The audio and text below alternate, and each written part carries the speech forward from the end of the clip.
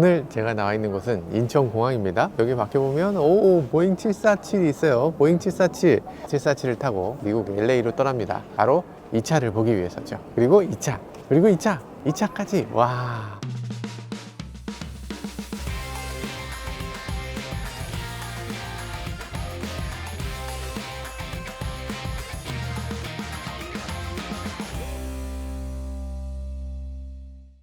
네, 안녕하세요. 모카 김한중입니다. 저는 지금 여기 멀리 LA까지 나와 있습니다. 지금 시차 적응도 안 돼 있는데 여기는 어디냐면 피터슨 박물관이라는 곳이에요. 자동차의 모든 것을 알아볼 수 있는 미국 LA의 명소 중에 하나죠. 이 피터슨 박물관 오토모티브 뮤지엄 어떤 곳인지 함께 살펴보시죠. 가시죠. 자동차의 역사를 다루는 곳인데요. 그 역사 재미없으시죠? 그러니까 짧게 넘어갈게요. 첫 번째 자동차는 벤츠가 만들었다? 아니죠. 여기서는 첫 번째 자동차를 퀴노라고 배웠어요. 퀴노. 니콜라스 퀴노라고 하는 프랑스인이 처음 만든 겁니다. 이렇게 증기기관으로 해서 이렇게 만들었는데 스스로 발진할 수 있는 자동차를 최초로 만들었다는 거죠. 그럼 이 다음이 벤츠인가? 아니에요. 그 다음 또 있습니다. 미국 사람이 스팀 기관으로 또 만들었다고 해요. 그러니까 스팀 자동차가 먼저였다는 거죠. 그 다음에 또 있어요. 스팀 기관 또 있어요. 그러면은 최초의 가솔린 자동차는 벤츠가 만들었나? 아니에요. 최초의 가솔린 자동차도 오스트리아 사람이 만든 거죠. 지그프리드 마커스라는 사람이 만든 겁니다. 이것도 지금 최초의 인터널 컨버스천 엔진이에요. 이것까지는 다 테스트카에 가까웠고 첫 번째로 가장 의미 있게 이렇게 만들었던 건 벤츠가 페이턴트 모터바겐. 왜 페이턴트라고 하냐면 이전까지는 자동차를 갖고 특허를 낼 생각을 한 사람이 아무도 없습니다. 그런데 첫 번째로 특허를 냈어요. 그래서 첫 번째 특허 자동차 페이텐트 모터바겐이라는 표현을 써요. 최초의 자동차 칼벤츠의 자동차가 나온 지 한참 후에도 이런 식으로 나왔습니다. 이때만 해도 브레이크랑 가속 페달을 구분해서 사용했죠. 그러니까 지금처럼 이렇게 페달 하나를 발 하나를 밟는 이런 형태의 자동차는 없었던 거예요. 야 미쳤냐 위험하게 어떻게 그렇게 해 이러던 시절인 거죠. 그래서 페달로 밟으면 차가 가속하고 이걸 당기면 브레이킹이 되는 그런 형태. 핸들을 돌릴 땐 어떻게 했을까요? 핸들이 없으니까 막대기로 이렇게 그런 시대였습니다.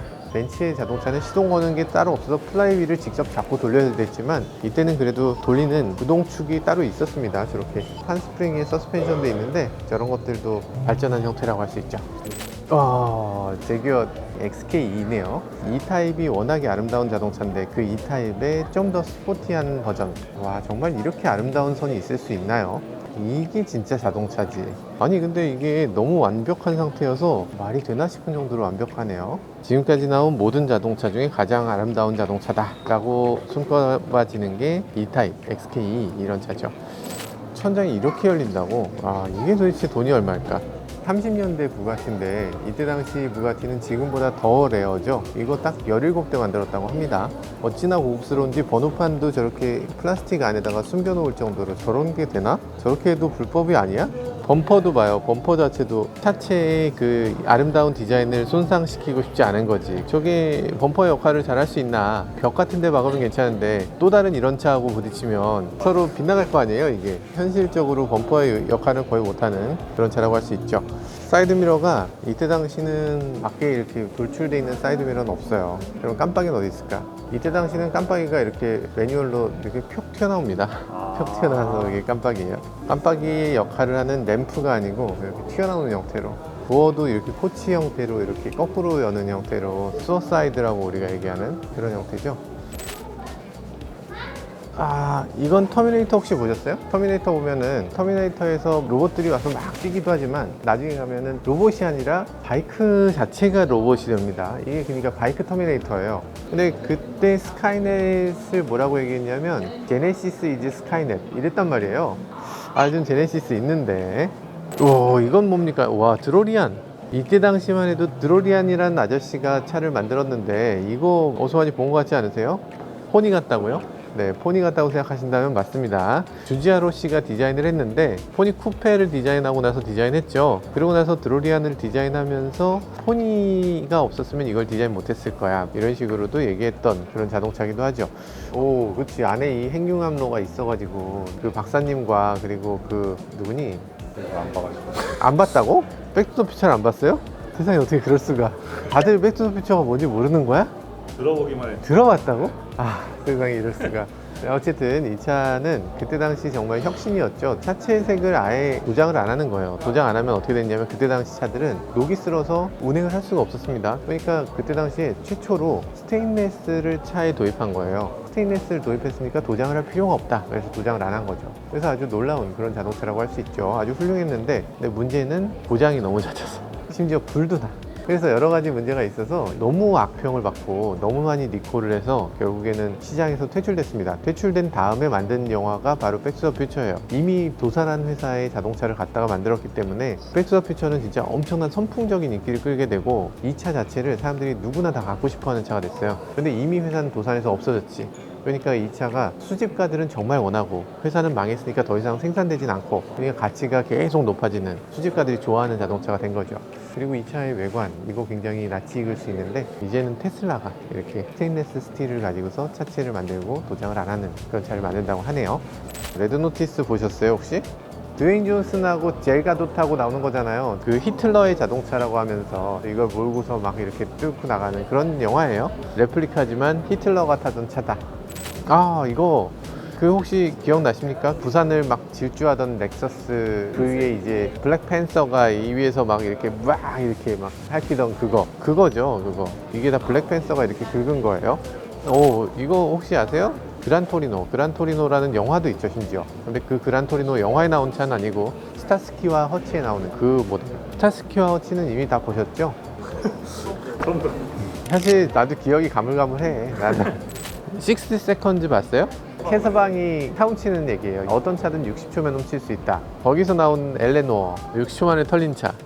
이건 어디서 많이 보지 않았습니까? 이거 뭐예요? 미션 임파서블 딱 떠오르네요. 그 느낌이. 고스트 프로토콜에 나오는 자동차인데 그러니까 여기 잘 보면 탐 크루즈 형님의 머리카락 같은 것도 좀 들어있을 거예요. 그렇죠? 여기 분명히 타셨고 지문도 아직 있을 것 같고 그런 느낌이 드네요. 비전 이피션트 다이나믹 컨셉트, 이게 결국에 양산으로 되면서 많은 부분이 축소됐어요. 측면에 이렇게 유리로 됐던 게 유리가 아니라 바디 패널로 들어가고 그렇게 되면서 완화됐달까? 그런 느낌인데 지금은 이게 IA이시죠. 그래, 뭐 살릴 부분은 잘 살린 것 같다. 아무튼 멋지죠. 오, 키트. 키트. 이게 키트는 왜 키트인지 아세요? 나이트 산업이라는 회사에 소속되어 있는 거예요. 나이트 산업의 2000년에 나올 자동차이기 때문에 나이트 인더스트리 2000, 그래서 KITT인 거예요. 그래서 키트라고 부르죠.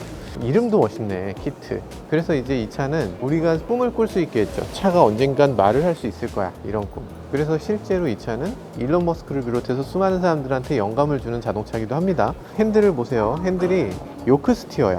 요크 스티어를 이미 저 때부터 하고 있었어요. 드라마를 보면서 다들 떠올렸습니다. 아니, 저거 돌리는데 힘들지 않을까? 라는 생각이 들면서도 한편으로는 우와, 겁나 멋있다, 씨, 이런 생각을 했었죠. 그래서 실제로도 저렇게 만들 이유가 뭐가 있지? 라고 생각하지만 잘 보면 계기판이 잘 보입니다. 이 차는 인터랙티브 자동차고 하기 때문에 계기판에서 이 키트가 말하는 게 이 그래프로 막 보여요. 요즘 들어서는 빛이 깜빡깜빡 하는 게 뭐 그렇지만 그때는 그게 진짜 멋있는 거였어. 지금도 막 깐죽깐죽거리는 키트의 목소리가 들리는 것 같아요. 라이트닝 맥퀸. 카스 보면은 이 라이트닝 맥퀸이 항상 이제 빠샤 하면서 이런 표정을 짓죠. 그렇지, 이 정도 실 사이즈로 이렇게 나와줘야지. 실 사이즈라서 뭐 촬영할 때 사용된다거나 이런 건 전혀 없을 텐데 그 자체가 너무 재밌는 것 같아요, 시도가. 자, 이 부분은 뭘 설명하는 거냐면요, 히스토리 오브 더 퓨처. 되게 재밌는 표현이죠. 미래의 역사. 과거에 생각했던 미래의 자동차들인 거예요. 미래에는 이런 차가 대세가 되겠지라면서 만든 자동차들인데 여기를 보면 50년대 차라는 걸 알 수 있어요. 여기 핀이 있어. 꼬리 날개가 이렇게 있으면 이거는 50년대 차입니다. 50년대는 미국이 승전을 한 직후예요. 미국이 완전히 들떠 있었습니다. 그러면서 전투기의 디자인을 자동차에 입히는 걸 너무나 하고 싶어 했어요. 그래서 모든 자동차에 이렇게 핀테일이 붙어 있습니다. 전투기의 그 꼬리 날개처럼 보이게 하고 싶은 거예요. 미국 브랜드 차들은 당연히 이랬고 심지어는 독일 벤츠들도 이런 식으로 나왔습니다. 포르쉐도 이런 식으로 뭐 이렇게 했다고 해요. 이 차가 재밌는 건 뒷부분에 이 곡선이 묘하잖아요. 이 곡선이 왜 이렇게 묘하게 생겼을까? 오픈카거든요. 그래서 저걸 이렇게 뜯어서 여기다가 딱 끼울 수 있게 딱 맞춰놨어요. 그때 당시는 전동식 컨버터블 이런 게 없고 뜯으면 그걸 어디다가 보관할 수가 없으니까 이렇게 하면 되지 않냐. 1950년대 이런 생각을 했다는 게 대단하죠. 이건 너무 인상적인데? 아니, 지금 스테인레스 스틸을 사용하고 거기에 브러시드 메탈을 해서 요즘도 이렇게 과감한 시도를 하는 차가 있나? 요즘도 없지 않나? 그 밑에는 완전히 그때 당시에 바라든지 다이닝이라든지 이런 데서 볼 것 같은 그런 조화를 이뤄놨어요. 어쩜 이렇게 그때 당시 미국이 그냥 그대로 느껴지면서도 미래적으로 보이는지. 이거 인테리어도 보세요. 이게 어떻게 50년대 자동차일 수가 있지? 너무 멋지잖아요. 요 크롬 몰딩이 있고, 그리고 창문을 열었을 때 크롬 몰딩까지 같이 내려갑니다. 내려갔을 때도 크롬 몰딩이 좀 이렇게 보이게. 이건 진짜 멋지지 않나? 반짝반짝반짝하죠. 사실 그때 당시 자동차들은 여기에 이렇게 글래스가 하나 더 있어요. 요걸 요즘 들어서도 벤트 글래스라고 표현을 하는데, 벤트 글래스가 그때 당시엔 진짜로 이렇게 열어서 공기가 통하게 하는 글래스였습니다. 에어컨 아직 개발되기 전입니다. 자동차용 에어컨은 아직 안 나왔어요. 뒷부분도 저 각이 예사롭지 않습니다. 요즘 자동차 이렇게 좀 만들어주는 차가 있으면 좋겠는데, 뭐 후방 시야가 그렇게 썩 잘 나올 것 같진 않지만, 와, 진짜 멋지네요. 이대로 전기차가 딱 나와준다면 너무 좋아할 것 같습니다. 과거의 사람들이 생각한 미래 자동차는 당연히 이렇게 될 줄 알았는데, 근데 이 차는 요즘 우리가 생각하는 요즘 차잖아요. 2003년 머큐리인데요. 머큐리 컨셉트는 너무나 요즘 차 같아요. 램프나 이런 것들은 어쩔 수 없이 그렇다 치는데, 그런 거 말고 이런 라인들 보면 요즘에 있는 자동차들하고 너무 비슷하고, 도어 핸들도 사실 이런 식으로 팝업형 도어 쓰고 있잖아요. 뭐 물론 이건 20년밖에 안 됐기 때문에 이건 뭐 납득이 좀 됩니다만, 안쪽에도 보면 기어 시프터 쪽이 다이얼식으로 저렇게 돌리게 돼 있기도 하고, 스티어링 휠이라든지 계기판도 요즘 사용하는 거랑 크게 다르지 않네. 아니, 어떻게 이렇게 디자인을 요즘처럼 할 수가 있지? 진짜 미래를 내다봤네요. 20년 뒤에 어떤 차가 나올지를 미리 알고 있었던 것 같은 그런 느낌의 자동차입니다. 하이퍼카를 전시하고 있습니다. 하이퍼카 어떤 게 있을까? 한번 가서 볼까요? 오, 세상에. 한가운데 이게 있네요. 부가티가 역시 짱인가? 차는 실온이어야지 그래야 된다는 것처럼 보여지고 있어요. 이거 디자인한 사람이 샤샤라는 사람인데요. 그분이 현대차로 오셨어요. 알렉산더 셀리파노프라고 하는 분, 일명 샤샤라고 하는 분이 현대차로 오셔서 만든 게 르필루즈 컨셉트예요. 그래서 르필루즈 컨셉트를 보여주면서 거기서 이제 프레젠테이션도 직접 하시고 뭐 그러셨는데, 그러고서 한 6개월 됐나? 딴 데로 가시더라고. 우리나라에서도 이런 차가 나오나 싶었는데 좀 아쉽긴 하네요. 존다네요. 존다. 파가니 존다 빨라, 이런 얘기 있잖아요. 혹시 모르세요? 사실 이 존다는 사람 이름이죠. 다른 모든 자동차랑 비슷하게 파가니도 사람 이름이에요. 파가니란 자동차는 예전에 페라리 엔지니어였어요. 페라리의 수석 엔지니어였던 파가니가 나와서 자기가 직접 회사를 차린 겁니다. 그러다 보니까 페라리에서 야, 이것까진 필요 없지 했던 것들을 그냥 아낌없이 쏟아부어서 최고의 자동차를 만들었던 거죠. 지금도 우리가 그란트리스모에서 여러 가지 차들 해보는데 파가니만큼 좋은 차가 없습니다. 그란트리스모로 시승한 결과 말하니까 딱 나오는 차가 있네요. 코닉세그도 엔지니어죠. 뭐랄까 좀 이렇게 머머리 약간 좀 그런 분이신데 굉장히 열정적이시고, 모터쇼에 가면 항상 가서 앞에서 이제 상담하고 계시고 막 그렇습니다. 아니, 문짝을 이렇게 만들 수가 있어? 거리기면 거리이고 뭐 이렇게 열리면 이렇게 열리는 거지, 이렇게 열리게 만들었어요, 문짝을. 그래서 코닉세그가 이런 식으로 원을 만들어서 전시했네요. 이 차도 굉장히 인상적이죠. 이거 다 기억나시나요?